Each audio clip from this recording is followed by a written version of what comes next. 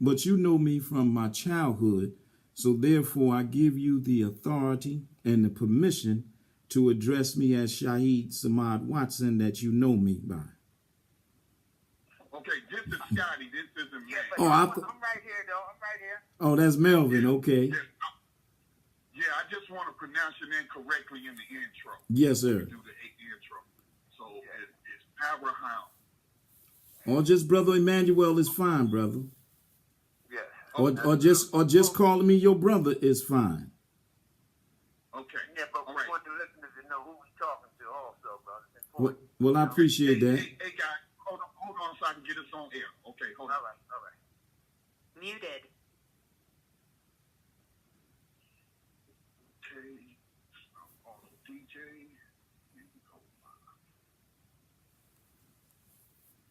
You guys are working out the sound.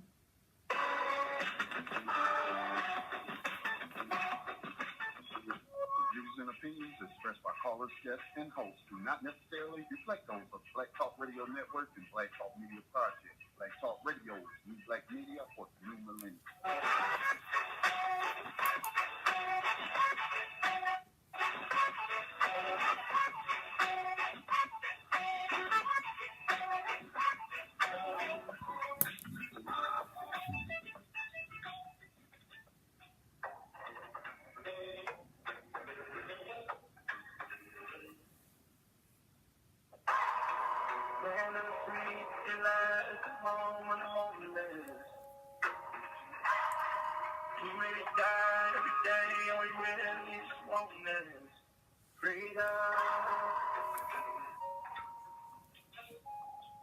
Brother Larry, they about to start the radio interview.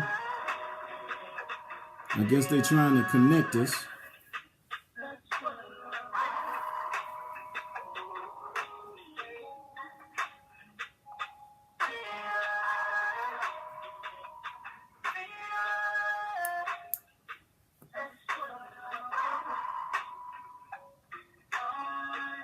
I kind of like the music I had on than this.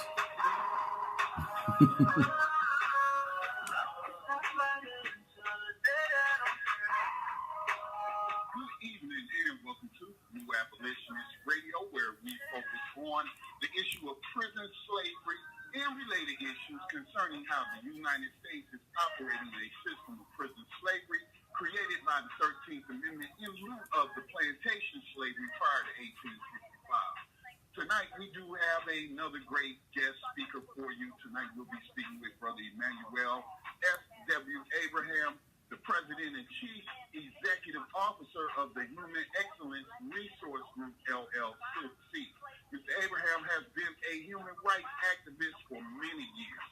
The Human Excellence Resource Group, LLC, was formerly known as American Academy and Life Skills Academy, but it is a youth and at-risk adult posse gang intervention program that teaches participants tools for positive thought from the I don't want to taking responsibility for the control. Peace, Hassan. So we're definitely looking forward to speaking to Brother Emmanuel during this first hour, as we do on a weekly basis. The host will also share information that they want to bring to your attention, and we will open the lines after we speak with our guests. Please share this broadcast with others so they too can be informed about 21st century slavery and human trafficking.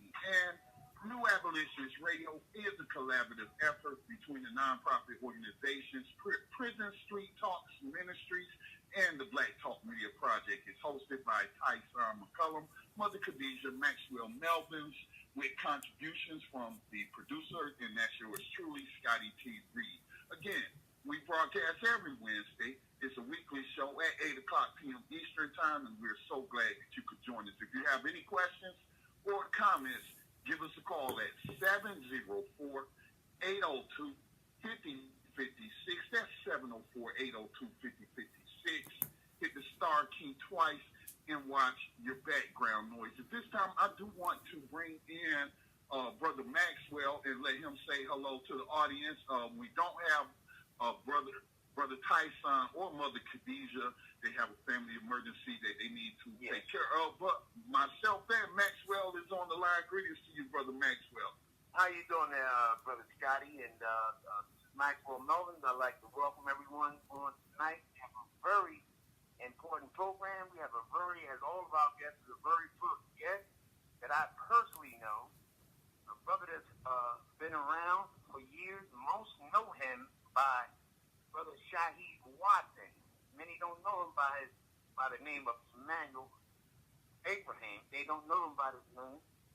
But this brother's a very, very special and important brother. And why I say that this brother's very special and important, a dedicated person to the community, this brother, along with the author Jim Brown, is one of the first to incorporate throughout the United States, New Jersey and California, the American program.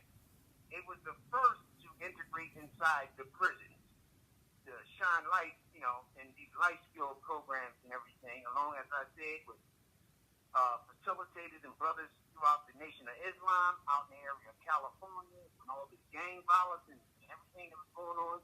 This is one of the brothers that would step in and do a lot of intervention himself, and Jim Brown, the actor. And as I said, we're going to let Brother Unmuted. Explain himself. He has one amazing history, and he continues to do what he's been doing forever. This brother has an amazing story, not only from the outside, but from the inside. This brother has experienced a lot of grief and trauma, personal things, that has affected himself and all of his family members. And this brother has a great story to share with us. We won't be able to get everything tonight, but I will like to bring Brother Shahid back on another time, but we're going to get as much as we can in tonight. And Brother Scotty, if you don't have nothing to add, I'd like to let the guests go ahead and open up. Brother Scotty. Hello? Well, I'm here. Yes, I'm sorry. I have myself muted, Brother Maxwell. Sometimes I was just talking. I was like, before we get started, Maxwell will be at Harvard University at the graduate school this weekend for the Hip Hop Education Conference that's going to be going down on April the 6th from 9 o'clock a.m. To I think about 3 o'clock p.m. We have posted some of those promos on BlackTalkRadioNetwork.com. I know we got a lot of listeners in that area, so please check that out. It's free of charge. And Maxwell, before we end the broadcast, towards the end of the broadcast, will give us a little bit more information about that, because, definitely I'm proud of you, Maxwell. I've only known you a short time, but in the short time that I've known you, I've been able to see, the great impact that you've been having, not just the impact that you're having on New Abolitionist Radio since you come aboard, which you have made a great impact. But with that said, let's welcome in Brother Emmanuel. Welcome to you, brother. Well, I thank you, brother, to you and your listening audience for allowing me to share with you in this particular hour. I want to greet your listening audience and those that are on my social media page of Facebook and your page of Facebook, and the greetings of peace and love.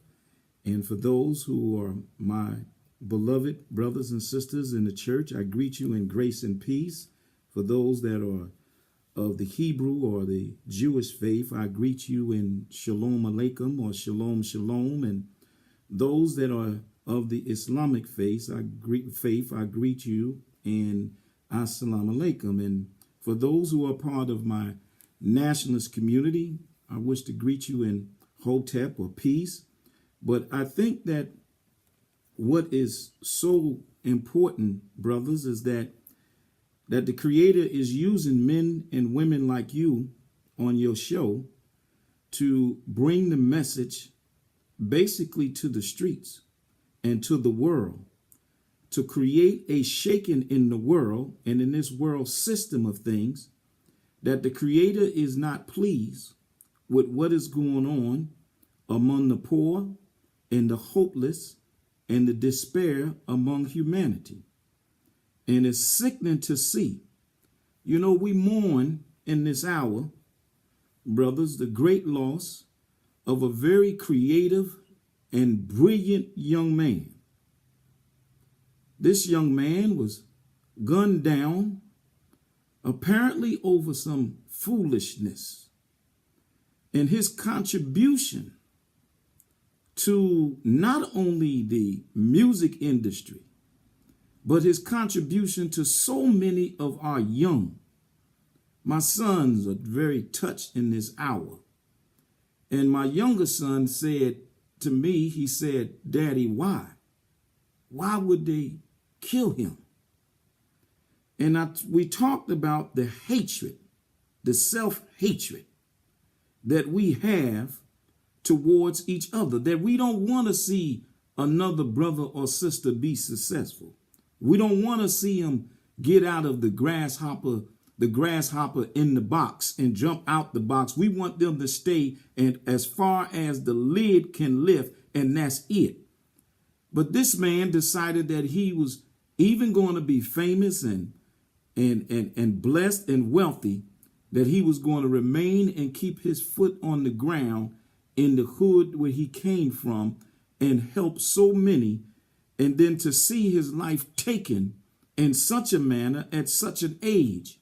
It goes to show the signs of the hatred that we have, that the hatred and the dislike that we have in our community.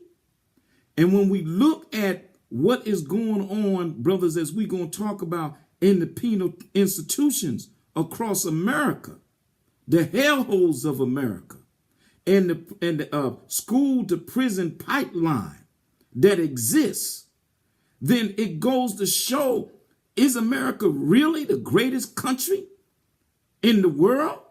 When you look at in our country, more people are incarcerated in the country that's supposed to be of the free than anywhere else on this planet. So how great are we if we do not recognize our own sins, our own ills, and begin to rectify those sins and those ills? So when we look at the gin in humanity, or we look at the sin in humanity, then if we are not about removing the evil inclinations that is housed in the flesh of humanity and begin to show more love to each other, then what we are seeing in the signs of what happened to this brother is the same that we witnessed, about 20 years since Tupac was gunned down. So this kind of violence that we are seeing and we are bringing on each other, no one is going to respect us, brothers, if we don't respect ourselves, Brother Melvin. Right. Absolutely. Absolutely. And Nipsey Russell, listeners, for those who are not familiar with the hip-hop community and all the different artists, he's talking about Grammy. I believe he was nominated for a Grammy. Yes, he was, brother. Maxwell, just like you. Yes, he was. And yes, he was. Absolutely. He was nominated for a Grammy. Nipsey Russell, like Brother Emmanuel so eloquently was saying, he became famous. He became successful in the industry, and like so many, when they become successful in whatever path they have chosen, many of them choose to leave the problems behind in the hood. But this young man was not cut from that cloth, and he worked to uplift his community where he grew up in the Crenshaw area, where he was unfortunately gunned down. So I just want to thank you, though, Brother Emmanuel, for speaking to us so honestly about ourselves. Until we can recognize, what's wrong with us, then it's just not possible for us to fix things that's on the outside of us. Right. Well, Brother Emmanuel, this is your first time on the program, and we started, this what should I call it?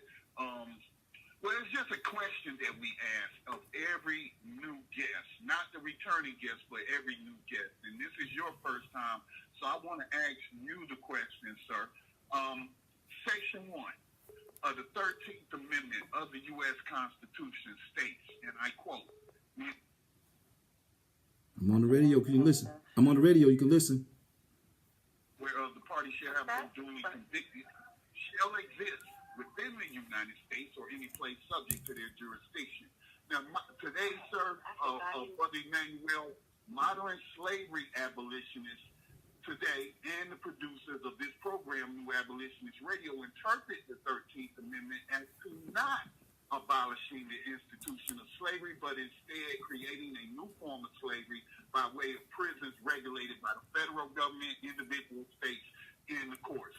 How do you interpret the language of the 13th Amendment? Are you more in line with our interpretation, or do you have a different interpretation of what I've read? Well, brother, to be very honest, they need to redo the 13th and the 14th. And I would agree. And my well, I mean, you got to you have to understand, if you look the channels of slavery in America. I mean, we are here celebrating 400 years of our sojourn in America, and we are here recognizing 400 years of the history of slavery. So if you look at how this has been a system, I mean, some people, our folks got, I'm seeing more and more. I'm gonna tell you this here. I have never seen so many ex-convicts, I mean, literally, that was in prison 2 weeks ago, or a month ago, or 2 months ago, when President Trump signed the crime bill, the prison reform bill, that have entered the White House. And the First Step Act, right. And I mean, the fact of the matter is, we're seeing more and more folks invited to the White House that was up to 3 months ago was in a prison, didn't know when they was going to come home. And so when we look at this pattern in this country, and we go back and we look at the laws in this country that have been unjust towards us, it's been no justice. We say no justice, no peace, but it's just not us that's getting the justice. And it's just not us that's living in peace. So when we look at that, then we have to say that something is wrong with this system. The educational system need to be turned upside down. This pipeline from school to prisons. So when you look at these unjust laws and you look at this system, it becomes now a business. The prison industry is a business. It's a business. And so we have to be about the corrective business. And this is some of my concern with our misleaders who have lost, I say, the faith and the goat, because they have lost their way in fighting for true freedom, justice, and equality in our community. And we keep talking about people respecting us. No one's going to respect us, brothers, if we don't respect ourselves. But we need to have elected officials that's going to challenge these laws and challenge what's in the Constitution and challenge if they want our vote and they want our support. These are the things that we demand. There's nothing wrong for us to demand the correct understanding and the correctness in the Constitution. The same Constitution told us that we were less than human beings. The same Constitution took us away and denied us of freedom, justice, and equality. So therefore, we have to understand that now is the time, and the atmosphere is correct to take on a nationalistic approach to this thing. Why is it that everybody else can take it on, but we can't take it on? See, let me tell you something. There's a move, and I know this, and we got to understand it, because Nelson Mandela, when he came out of prison, he talked about this even as it related to what was going on in South Africa and apartheid and all across the continent and what was happening to people of color all across the world. So when we talk about Africa, Africa now need to become the United States of Africa. That means that all of those regions in Africa fall under one. And we as African Americans in America need to come together as one and unite with Africa. Then you create a global movement that starts to shake up the injustice that is happening across this diaspora to the people of color. This is not about it's not to be pro-black doesn't mean that you anti-white, but you have to be pro yourself. And if you pro yourself and you understand that, then we can, because brother, let me tell you something. What we have to be careful about in this hour as we address these laws, we have to address them from a position of strength so that now we can bring about a change. I mean, we had a black president, and to many of us, he was good, and to many of us, he was not. But we shouldn't be talking 8 years after him about prison reform or about these issues, and they were not addressed. Because therefore, what real empowerment are we looking for? If we're not looking for the great white hope, and you ain't looking for the great black hope, then we need to get together and bow down as our forefathers did when they were brought to this country and prayed and sought forgiveness from the Creator so that we can begin to shake this thing up on this planet. So it's not just about the laws in America. It's about the unjust laws or the unjust attitudes that have ruled this world among the elitists that continue to play us against each other. It's almost like a chessboard game. And we just a small pawn in the mix, brothers. So when we look at the founding fathers of this country and the ignorance even of the founding fathers, they had some that was good, but they had some who was not. But when those individuals put that pen to that Constitution, their mindset was different in that day than what is reflected today. So therefore, that means you got to go back and amend the injustice that's in the entire document, not just the 13th, not just the 14th Amendment, but every amendment so that it reflects this country for where this country is today. And I definitely agree with you. We have seen some movement in the states because many of the states, on this program a couple of years back, we did a study of every state constitution to see if it had language similar to the 13th Amendment of the U.S. Constitution. We found about 90% of the state constitutions just simply reflected the 13th Amendment, which did not abolish slavery. But, speaking of a success, in Colorado this past election season, they passed Amendment, I believe it was Amendment A this time around. They tried it once before and failed, but this time they were successful in amending their state constitution in Colorado by passing Amendment A to remove the exception clause for slavery, because slavery shouldn't be justified in no means, in no context for anyone.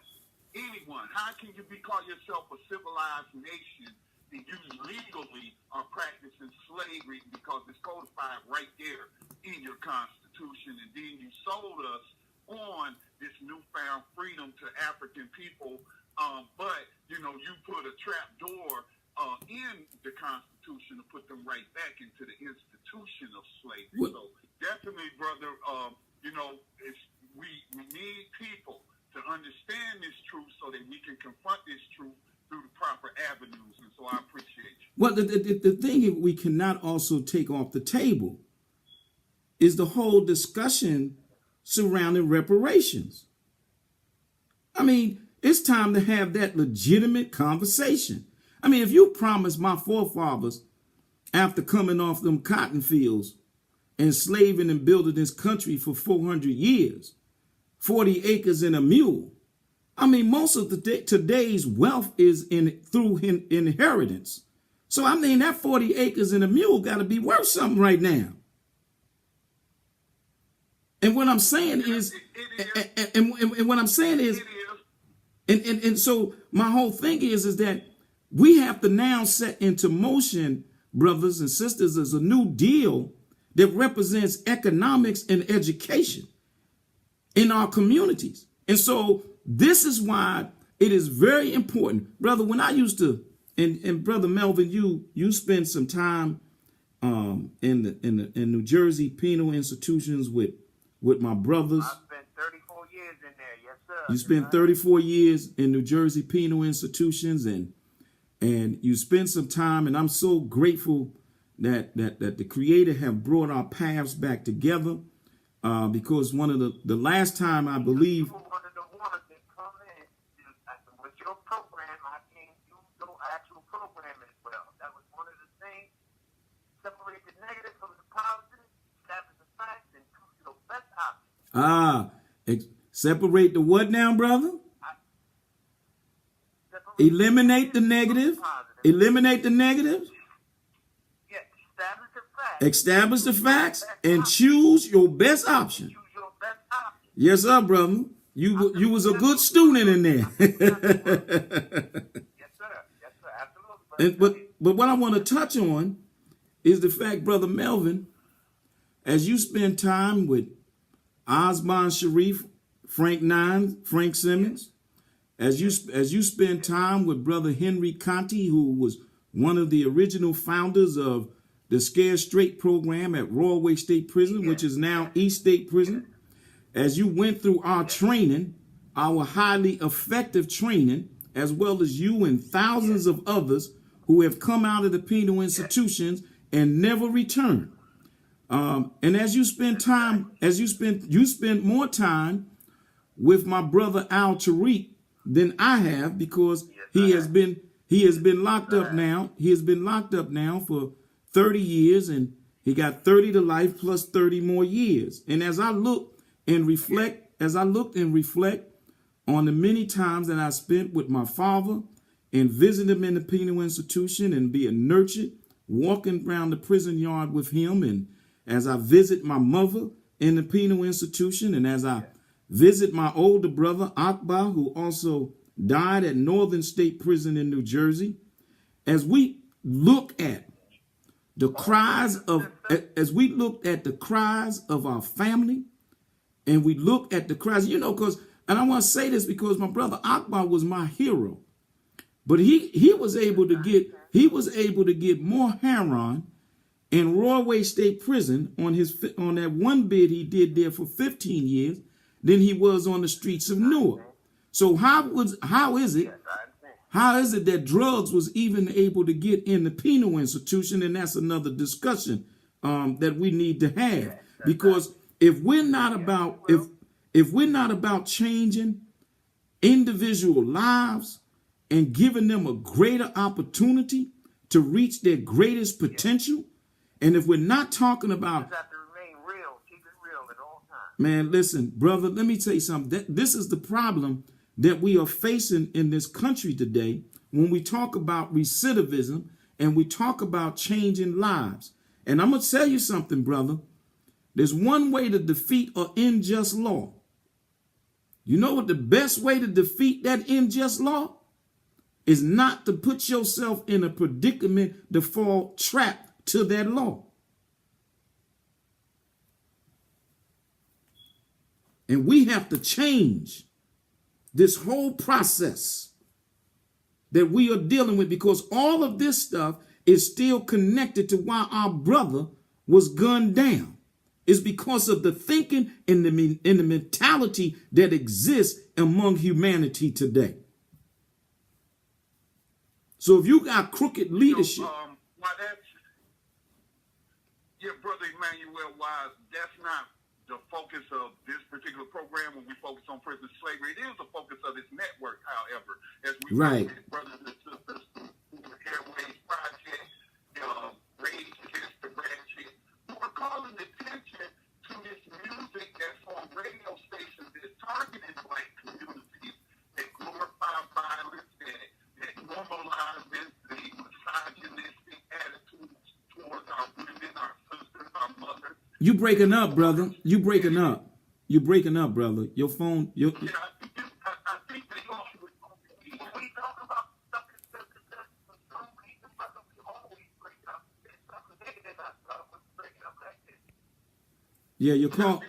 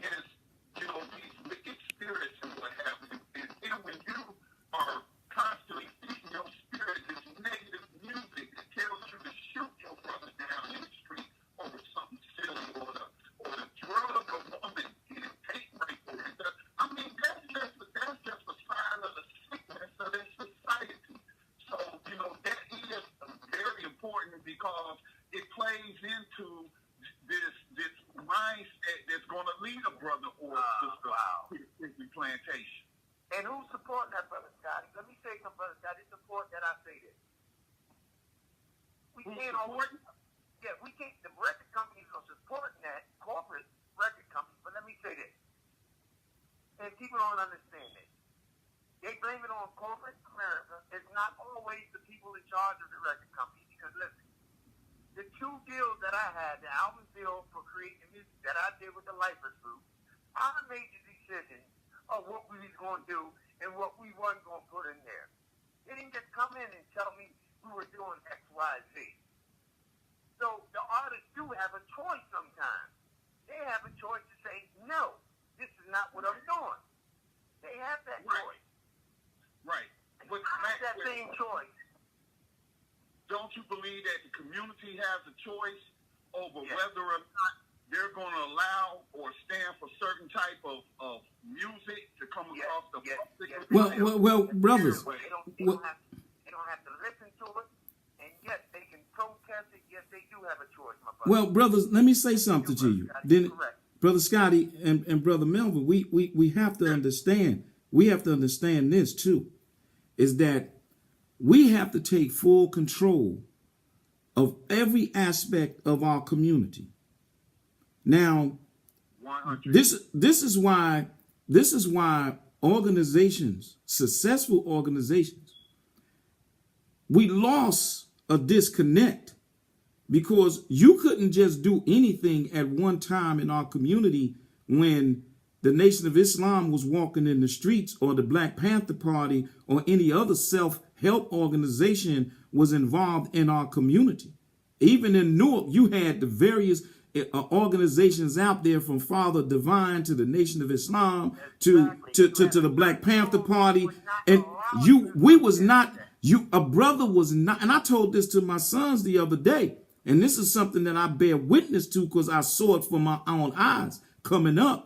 You would not catch a brother disrespecting a sister in the streets. And a sister was not going to go around presenting herself in an ungodly way without a brother trying to correct her, or without an elder telling her, child, you better get in the house and put some clothes on. That's not the situation. And so that's not the case today. See, today you can do whatever you want to do. See, and let me tell you this here. If you don't have a God-centered, I don't know what most folks' belief systems may be, but as far as I'm concerned, my faith tells me that I must govern myself in a certain way. So the subliminal messaging that comes through music, that comes through this entertainment, that comes through the television, and whatnot, is programming. That's why this young brother who's 29 years old was able to just lead that argument, go get a weapon, and come and kill an individual that was helping to activate a thought in the minds of our young.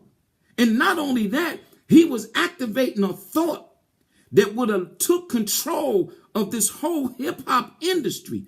And those individuals who made it out of the community, he would have forced them to return to the hood and establish businesses in the community to begin to. So he had the right concept. And he was a seed that was just waiting to grow and manifest and continue to evolve. So if we don't respect our own self, and if we don't reinvest in our own self, ain't nobody else going to come and invest us. Everybody going to continue to suck on the titty of the wealth in our community and drain us of our wealth. They draining, just think about this. They draining black people in America of their wealth, and they're draining the people in Africa of the wealth, so that the people of color can be powerless and continue to be under the control of, what do you call it, colonialism or colonizers. So therefore, we have to recognize this and understand what it is that we need to do for ourselves that begin to act. Just like, for an example, when we came up, think about the groups we had, brother. What was their names? The Whispers, Harold Melvin and the Blue Notes, the Temptations. The sisters were called Supreme. And when them Supremes came out, they looked supreme. You had Aretha Franklin, Respect Yourself. And the list goes on. Marvin Gaye, What's Going On? So we had a different kind of thinking, and that thinking need to be replanted into this young generation so that we can begin to turn this vicious cycle that's destroying our community and destroying this country. Well said, my brother. Well said. Brother Scotty? Hey, Brother Emmanuel, we're coming up. We got about, 40 minutes left in the broadcast. Can you tell us about your organization and your work to help brothers and sisters, stay out the prison plantation and not go right back into those traps? Can you talk about your work and what you're doing and how people can help you, or if they need help, how they can contact you? The beautiful thing is, brother, for me, is that my whole family has spent most of my life in and out of the penal institutions. And I'm talking about my mother, my father, my brothers, and my sister. My sister is no longer in prison, and my brother Akbar got more heroin in Royal State Prison than he did on the streets of Newark, and he died on his bed after coming out of Royal Prison. He picked up another hit and went into Northern State Prison, and there he died of the AIDS virus. And on the day that he died, actor Elray Jones was in New Jersey doing a clip on some of my work to board up crack houses and abandoned buildings in Trenton, New Jersey. And back then, the prisons used to have a prison ward in the hospital for those who were St. Francis, absolutely, on Hamilton Avenue in Trenton, right? And I had to go down there to the prison hospital ward and to see my brother in his last days, and I watched his tongue turn green, and he died of the AIDS virus. But as he laid there, basically lifeless, one of the sergeants came to me and said to me, would I like to take my brother home? And I looked at him and I said to him, you want to give me my brother now? Take your time, brother. Take your time. You want to give me my brother now? When there's no more life in him? But when he was strong and powerful, you kept him away from me.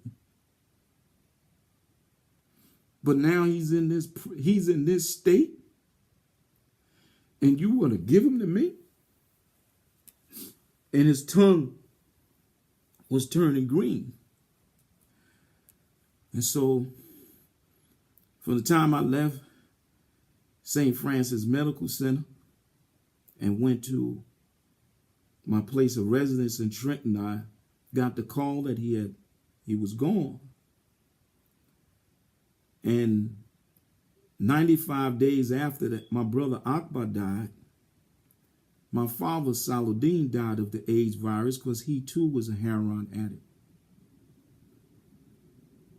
And my mother, after my father died of the AIDS virus, my mother came home from her last bid it was called Clinton then. It's called Etna Mayhem, the only women's penitentiary in New Jersey.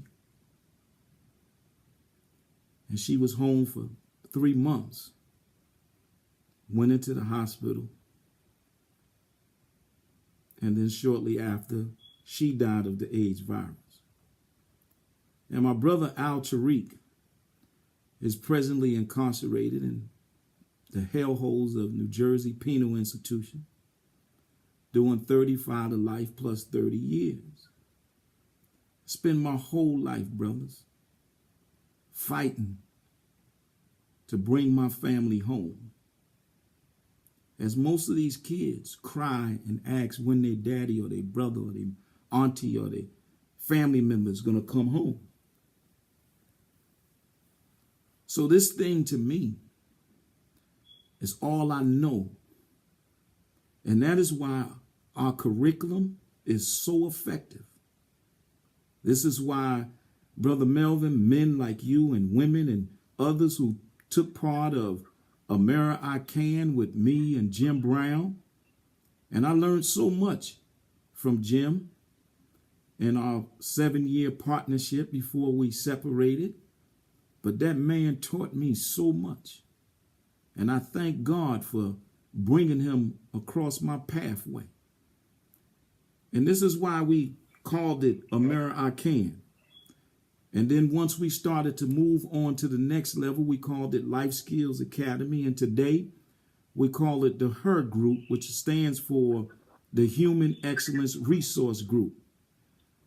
Our objective, brothers, and this is why, and one of the things, Brother Melvin, is that we feel proud of, and you in this statistic, is that the state of New Jersey, for an example, rate of recidivism is over 40% within 6 months of being released.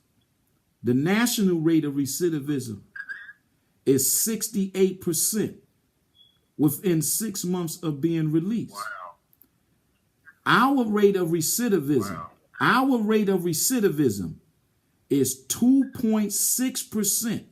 2.6% after 2 to 3. The average brother that left out back inside the prison to teach other brothers after they got out. Absolutely. But I want to say this.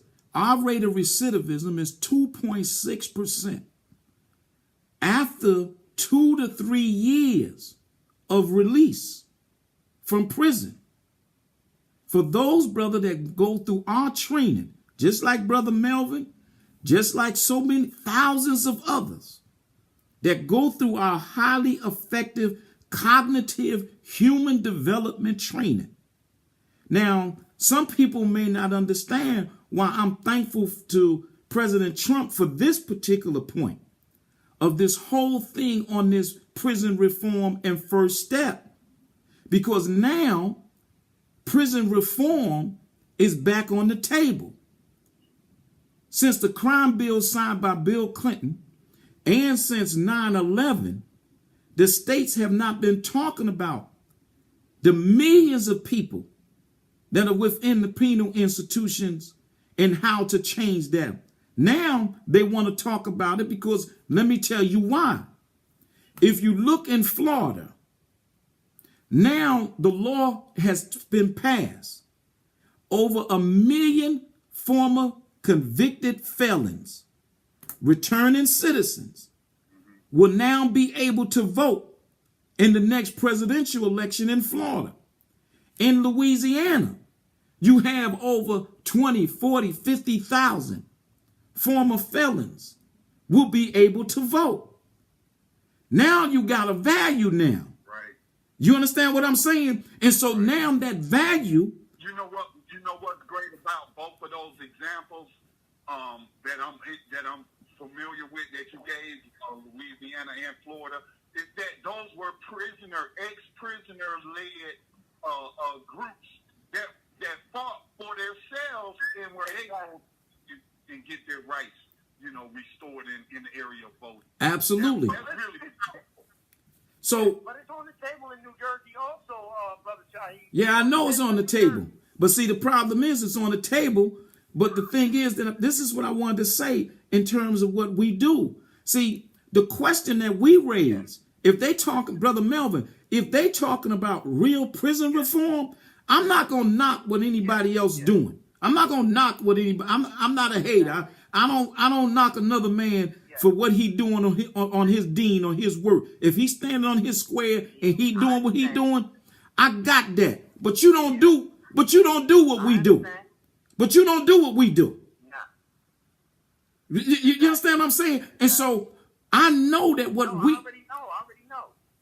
we do changes lives, and what we do makes it happen.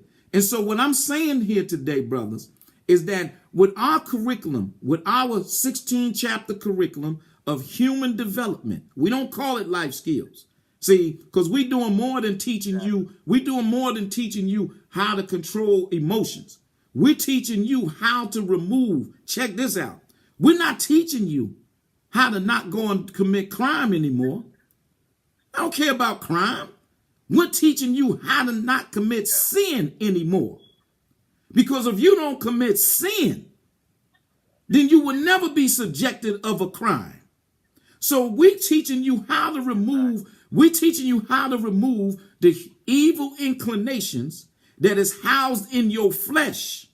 And if we can uproot that, then you can come into human excellence. So therefore, our curriculum, brother. Brother Shahid. Yes, sir. Yeah. When you say, I like to add one thing. All the decisions that I make in my life right now is not based off of whether I'll get caught and go to jail. Right. That's not my decisions. My decisions are based on higher levels of reasonable morals. There you go. I'm scared to get caught. Right. That's the whole catch right there. Right. Go ahead, bro. Go ahead. I'm sorry. I just wanted to. No, brother Melvin, you right on it. See, let me tell you something. It's good what they're talking about in terms of certain legislations and certain. Let me tell you something. A gangbanger don't care about no law on the books. But the one thing I do know, that I don't care how much of a killer or how much of a thug you think you are. I know one thing is for certain. When you in that little closet and they lock that door, you put your head in that pillow and that water is coming out of them eyes. So what we look at is how can we touch that soul in a human being and be able to bring about change in their life. So what we are doing now, brother, is that we've been since President Trump and others are really talking about prison reform. We are now talking. Now the discussion has to be about equipping and providing the resources to those of us who have the success and the capabilities to go into these penal institutions and go into these community correction facilities and begin to bring about the change in the human life of individuals. So when they come home, they will be proper returning citizens to our community to live productive lives. So right now, we're traveling across the country. We're traveling across the country. And it has to be about people that have been there. Absolutely. In a lot of these discussion rooms, you don't have the people that are most affected by just at these meetings and things. No. People that's never been touched by it, they're trying to make decisions about our lives. Well, you got to understand. Have us in there, the ones that have been affected by it. Brother, let me tell you something. And making these decisions. And that's the Emmanuel, you said you were saying that you are traveling across the country, because I don't want us to run out of time, because the time go by so fast. But you said you were traveling across the country. How can people hook up with you as you travel? Send me all your information, your emails, your organization. Well, the best. I mean, I would tell you, you can inbox me on social media, Facebook, Instagram, Twitter. Those are the most highly effective because it pops right up on my phone. And I could connect you. How, though? What name? Oh, Emmanuel S. Avraham. Avraham is spelled Avraham. That's my name on Facebook, Instagram, and Twitter. I ain't got no fake name. That's the name that you will come. You go on there. You'll be able to tap into me. Social media. We're right now presently got our website. The Her Group website presently is being reconstructed because we got some new stuff we want to put on. And I can't talk about it at this. I can't talk about it right now just yet, Melvin. But I can talk to you offline. We do have some. We do have some possibility. We do have some new developments in some of these states across the country as a result. Well, we already know they can try all they want. I already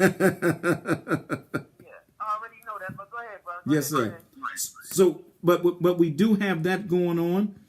The interesting thing is that men like yourself and Sister Khadijah and others that are part of your show and your broadcast, it's important that we continue to push this message. And it's important that we continue to enlighten the people and keep the folks informed on what's going on and what we need to do. because right now so many in our community are sleeping. We can't rely on CNN and MSNBC and others to broadcast our news. We have to begin to take control of the flow of information in our communities. And Brother Emmanuel, this show will be on the internet. You can copy it to your page so people can go and listen. Brother Scotty will send it out to you from the Black Talk Radio Network. You will be getting a copy. They can go and just press the button and hear this well. And I look forward at a later time, brother, to bring you back on as humanly impossible to get everything in the night. But we definitely will at some point, like to invite you back again. Well, I want to say this. We have to, Adam Clayton Powell used to say, keep the faith, baby. Keep the faith, baby. Yeah. I'm saying we got to keep the faith, baby. And the one reason, and if you look at this here, we have to learn to return and trust God. I'm a spiritual man. Yeah. I've been through hell in my life. I know that. And I still look good. And as a result of that, I'm walking in the glory of God, brother, in that presence. So I'm saying that we got to have faith just like a newborn baby got faith. A newborn baby got faith. And so if you take a newborn baby and you put it on the mother's breast to be fed, that baby keeps going at it until that milk comes out. We got to have faith to keep going at it until we break through. And I've always said this, none of us are free until all of us are free. And I want to thank you, brothers. I want to thank you, brothers, for allowing me to come on and share in this hour. Well, I appreciate that. I appreciate. Because it's humanly impossible, brother. He can do everything tonight.